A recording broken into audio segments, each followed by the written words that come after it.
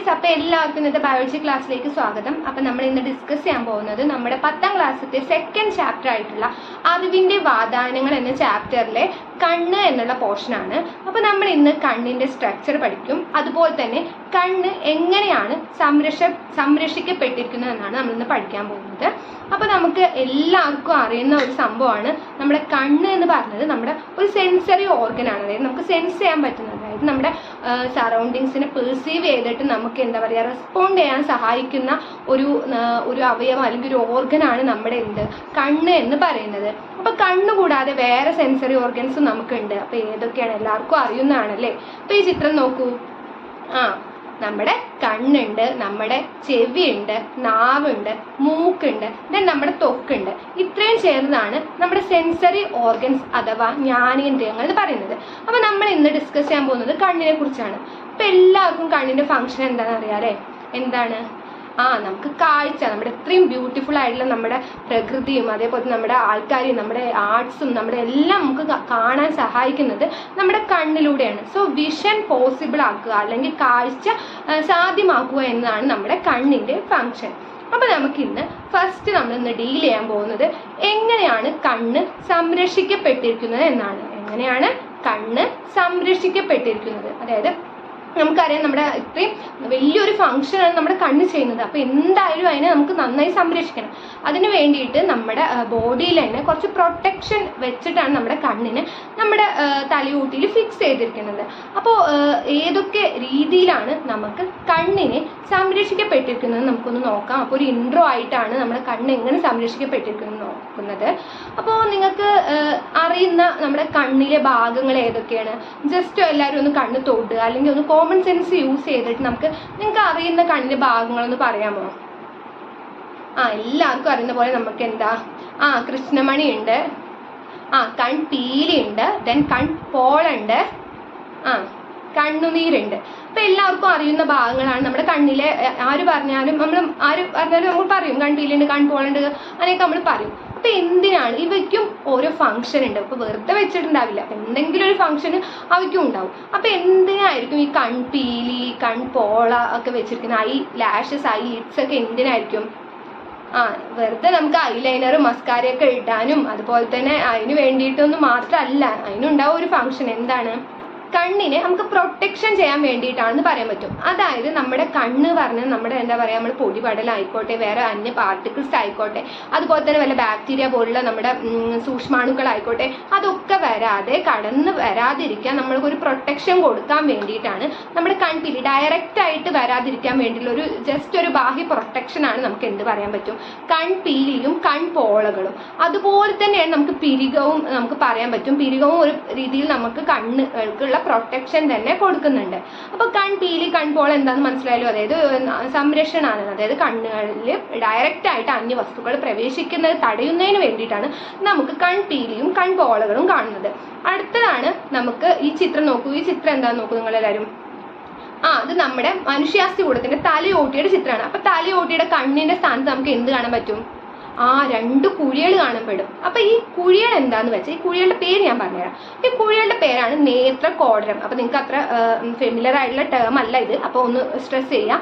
നേത്രകോടരം. അപ്പൊ നേത്രകോടരം എന്ന് ഉദ്ദേശിക്കുന്നത് ഈ കുഴികളെയാണ്. അതായത് ഈ കുഴികളിലാണ് നമ്മുടെ കണ്ണുകളെ ഇറക്കി വെച്ചിരിക്കുന്നത്. അതായത് നമ്മൾ പ്രൊട്ടക്റ്റ് ചെയ്യുന്നതിന് വേണ്ടിയിട്ടാണ് നമ്മൾ ഈ നേത്രകോടരം കാണുന്നത്. അതായത് ജസ്റ്റ് നമ്മൾ എന്തും പ്രൊജക്റ്റ് ചെയ്ത് വെച്ച്, അതായത് ഉന്തി നിൽക്കുമ്പോൾ നമ്മൾ എപ്പോഴും അത് കൂടുതൽ ഇൻഫെക്ഷൻസും അതേപോലെ തന്നെ അന്യവസ്തുക്കളൊക്കെ പ്രവേശിക്കാനുള്ള ചാൻസ് കൂടുതലാണ്. അതുകൊണ്ട് തന്നെ നമ്മൾ നമ്മുടെ തലയോട്ടിയിലെ നേത്രകോടരത്തിൽ നമ്മുടെ കണ്ണുകളെ ഇറക്കി വെച്ചിട്ടുണ്ട്.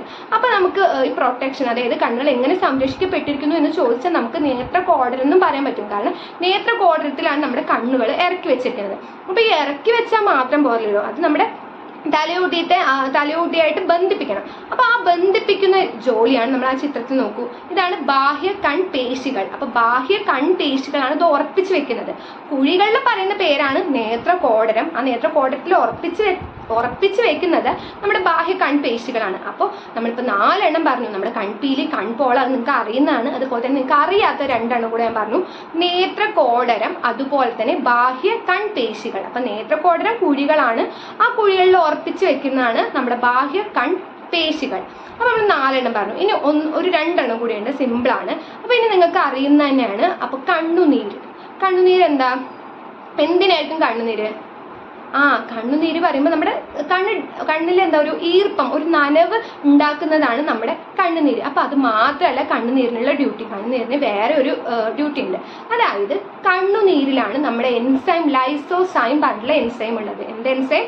ലൈസോസൈം. അപ്പൊ ഈ ലൈസോസൈമിന് ഒരു പണിയുണ്ട്. ഈ ലൈസോസൈമാണ് ഇപ്പൊ നമ്മുടെ കണ്ണിൽ ഇനി ഇൻ കേസ് എന്തെങ്കിലും പെട്ടു, എന്തെങ്കിലും അന്യവസ്തുക്കളൊക്കെ വന്നു, അപ്പൊ അതിനെ നശിപ്പിക്കണ്ടേ? അപ്പൊ അതിനെ നശിപ്പിക്കാനുള്ള ഒരു എൻസൈമാണ് നമ്മുടെ ലൈസോസൈം എന്ന് പറഞ്ഞത്. അത് നമ്മുടെ കണ്ണുനീരിലാണ് അടങ്ങിയിരിക്കുന്നത്. ഇപ്പൊ നമുക്ക് എന്തെങ്കിലും കണ്ണിൽ എന്തെങ്കിലും പൊടി എന്തെങ്കിലും വന്നാൽ നമുക്ക് കണ്ണുനീര് വരില്ലേ? അപ്പൊ അതൊരു മെക്കാനിസം ആണ്. അതായത് നമുക്ക് ആ അന്യവസ്തുക്കളെ നശിപ്പിക്കാൻ വേണ്ടിയിട്ട് നമ്മുടെ കണ്ണുനീര് പ്രൊഡ്യൂസ് ചെയ്തിട്ട് ആ ലൈസോസൈമാണ് ഈ അന്യവസ്തുക്കളെ നശിപ്പിക്കുന്നത്. അപ്പൊ കണ്ണുനീരിന് എന്താണ്, ഒന്ന് നമ്മുടെ ഈർപ്പുള്ളതാക്കി തീർക്കുക, അത് നമുക്ക് അറിയാം.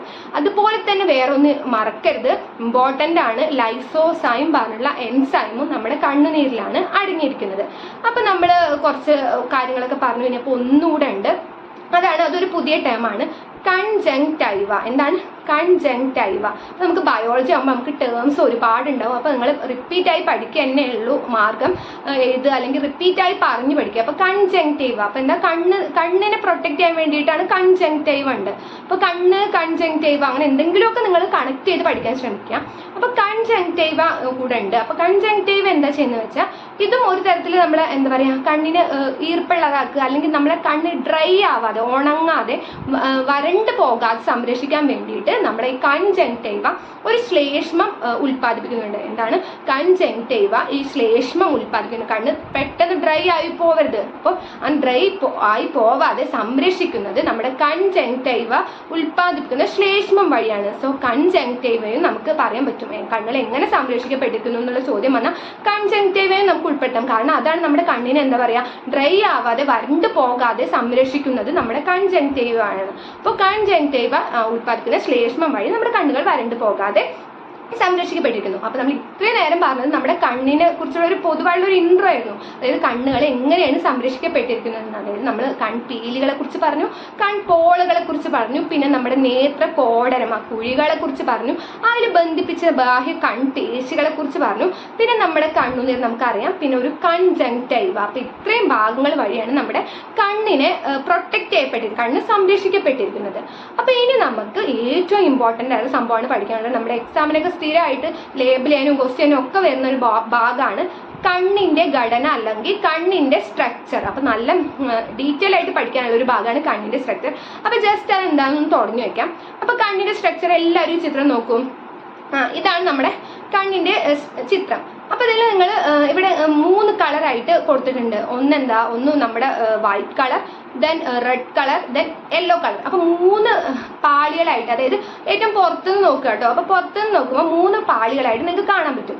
അപ്പോൾ നമ്മൾ ജസ്റ്റ് ഇപ്പോൾ ഒരു സിമ്പിൾ കാര്യമാണ് പഠിക്കാൻ പോകുന്നത്. അപ്പോൾ കണ്ണിന്റെ ഭാഗം നോക്കുകയാണെങ്കിൽ, സ്ട്രക്ചർ നോക്കുകയാണെങ്കിൽ 3 പ്രധാനമായിട്ടുള്ള പാളികളുണ്ട്, ലെയേഴ്സ് ഉണ്ട്. നോക്കൂ, ഏറ്റവും ഔട്ടർ നമ്മുടെ വെള്ള കളറിലുള്ള ഒരു ലെയർ ഉണ്ട്, പിന്നെ സെക്കൻഡ് ആയിട്ട് നമ്മുടെ റെഡ് കളർ ഒരു ലെയർ ഉണ്ട്, പിന്നെ ഏറ്റവും ഉള്ളിൽ നമുക്കൊരു ഏറ്റവും ഇന്നറായിട്ട് നമുക്ക് വേറൊരു കളർ ലെയർ ഉണ്ട്. അപ്പൊ ലെയർ മാത്രം നിങ്ങൾ ഫോക്കസ് ചെയ്യാം. അപ്പൊ നമുക്ക് ഈ 3 ലെയർ ആണ് ഉള്ളത് കണ്ണിന്. അപ്പൊ പ്രധാനമായിട്ടും 3 പാളികൾ അല്ലെങ്കിൽ 3 ലെയർ ആണ് ഉള്ളത്. നമ്മുടെ ഏറ്റവും പുറത്തുനിന്നാണ് വരുന്നത്. ഏറ്റവും പുറത്തുള്ള പാളിയാണ് ദൃഢപടലം, പിന്നെയാണ് രക്തപടലം, പിന്നെ ദൃഷ്ടിപടലം. എന്താണ് ദൃഢപടലം, അതേപോലെ തന്നെ രക്തപടലം, ദൃഷ്ടിപടലം. അപ്പൊ ദൃഢപടലം ഏറ്റവും പുറത്ത്. അപ്പോൾ എപ്പോഴും ഈ പുറത്തുള്ള എനിക്ക് എന്തായിരിക്കും മെയിനായിട്ട് മെയിനായിട്ട് നമ്മൾ എന്തെങ്കിലും പറയുമ്പോൾ പ്രൊട്ടക്ഷൻ ആയിരിക്കും, അങ്ങനെയൊക്കെ എനിക്ക് എപ്പോഴും പറയാം. അപ്പൊ അതുപോലെ തന്നെ ഇവിടെ എന്തായിരുന്നു, ഒരു ദൃഢത ഉള്ള ഒരു പാളിയാണ് നമ്മുടെ ദൃഢപടലം. പേരിൽ തന്നെ നമുക്ക് ഉണ്ടാക്കാം. ഇപ്പൊ പേര് കിട്ടിയാൽ നമുക്ക് അതിന്റെ എന്താണ് ഫംഗ്ഷൻ പറയാൻ പറ്റുന്നു. ദൃഢമായിട്ടുള്ള ഏറ്റവും ഔട്ടർ മോസ്റ്റ്, ഏറ്റവും പുറത്തുള്ള പാളിയാണ് ദൃഢപടലം. അപ്പൊ യോജക കലകൾ കൊണ്ടിട്ടാണ് ദൃഢപടലം ഉണ്ടാക്കിയിരിക്കുന്നത്. ഇനി അടുത്ത് നമ്മുടെ റെഡ് കളറിൽ മാർക്ക് ചെയ്തില്ലേ, അപ്പൊ കളർ പോലെ തന്നെ രക്തപടലാണ്. ധാരാളം രക്തക്കുഴലുകൾ കാണപ്പെടുന്ന ഭാഗമാണ് രക്തപടലം. അപ്പൊ ഈ ലാസ്റ്റ് 3 ഏറ്റവും ഉള്ളിൽ നോക്കുന്ന ആ പാളീനെ പറയുന്ന പേരാണ് ദൃഷ്ടിപടലം. എന്താണ് ദൃഷ്ടിപടലം? അപ്പൊ ഇവിടെയാണ് നമ്മുടെ പ്രകാശഗ്രാഹി കോശങ്ങൾ കാണപ്പെടുന്ന ഭാഗം. പ്രകാശഗ്രാഹി കോശങ്ങൾ ഉള്ള പാടിലായതുകൊണ്ടാണ് നമ്മൾ അവിടെയാണ് നമ്മുടെ ഇമേജ് ഒക്കെ ഫോം ചെയ്യുന്നത്. അപ്പൊ അതിന് ഇംഗ്ലീഷിൽ റെറ്റിന എന്ന് പറയും. അപ്പോൾ ഈ 3 ലെയർ വെച്ചിട്ടാണ് നമ്മുടെ കണ്ണിന്റെ സ്ട്രക്ചർ അല്ലെങ്കിൽ ഘടന നോക്കുമ്പോൾ അപ്പോൾ ഏറ്റവും പുറത്ത് ദൃഢപടലം, അതിൻ്റെ ഉള്ളിൽ രക്തപടലം, അതിൻ്റെയും ഉള്ളിൽ ദൃഷ്ടിപടലം. അപ്പോൾ ദൃഢപടലം ഏറ്റവും പുറത്താണ്, നമ്മൾക്ക് യോജക കലകൾ കൊണ്ട് നിർമ്മിച്ചതാണ്. ദൃഢത ഉള്ള പേര് പോലെ തന്നെ ദൃഢത ആയിട്ടുള്ള ഒരു ഭാഗമാണ്. ദെൻ സെക്കൻഡ് രക്തക്കുഴലുകൾ കാണപ്പെടുന്ന ഭാഗമാണ്, അതുകൊണ്ട് തന്നെ രക്തപടലം എന്ന് നമുക്ക് വിളിക്കാം. ദെൻ മൂന്നാമത്തെ ഏറ്റവും ഇമ്പോർട്ടൻ്റ് ആണ് ദൃഷ്ടിപടലം, അവിടെയാണ് പ്രകാശഗ്രാഹി കോശങ്ങൾ കാണുന്നത്.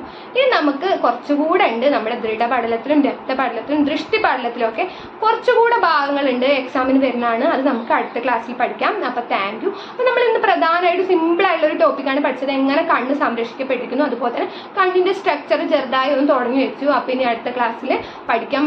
വളരെ ഇമ്പോർട്ടൻ്റ് ആയിട്ടുള്ള ഒരു പോർഷനാണിത്. അപ്പോൾ താങ്ക് യു. അപ്പോൾ ഇനി അടുത്ത ക്ലാസ്സിൽ കാണാം.